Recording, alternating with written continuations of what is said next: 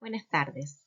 Vamos a ver ahora la fenología del cultivo de trigo, que también corresponde a la unidad 18.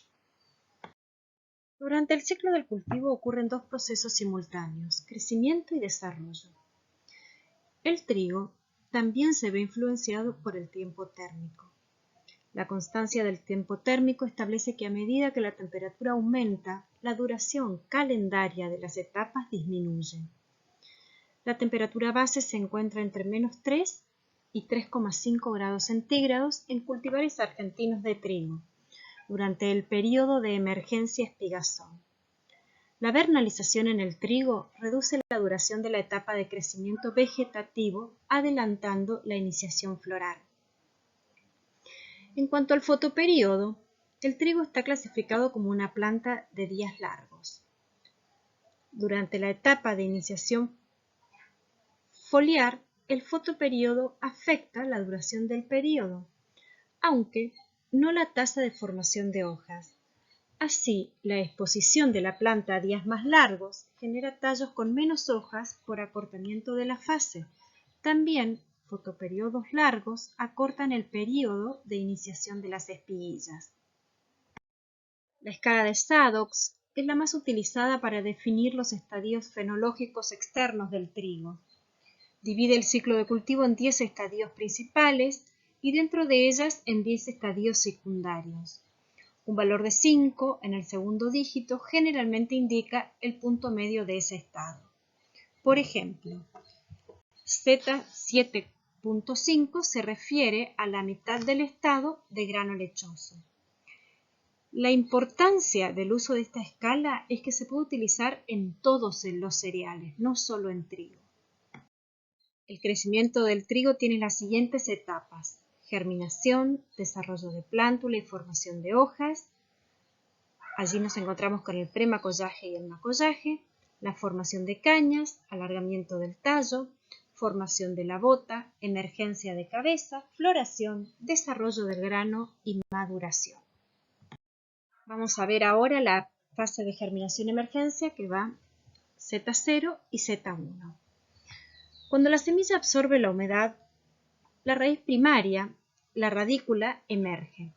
La radícula crece hacia abajo, proporcionando anclaje y absorbiendo agua y nutrientes.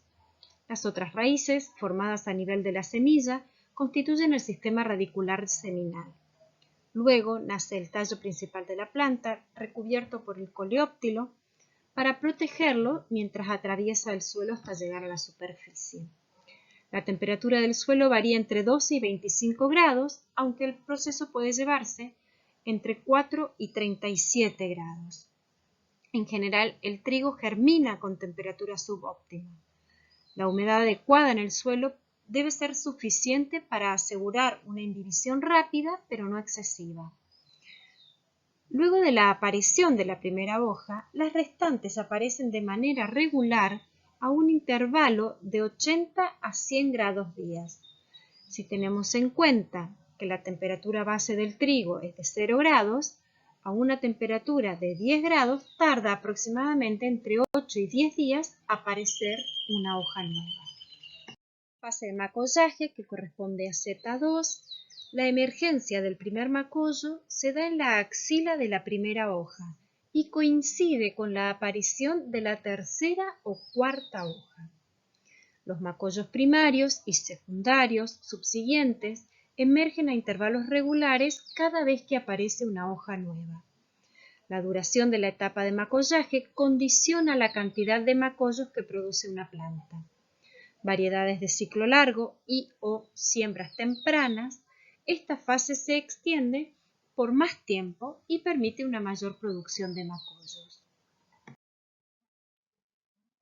La elongación del tallo, o Z3, se caracteriza por la elongación de los entrenudos y dan origen al tallo verdadero de las plantas. Cada tallo tiene en su base un nudo por cada hoja diferenciada, separados por entrenudos de menos de 1 milímetro. El crecimiento de los primeros 5 o 6 entrenudos provoca la elongación del tallo y hace que la espiga vaya hacia arriba.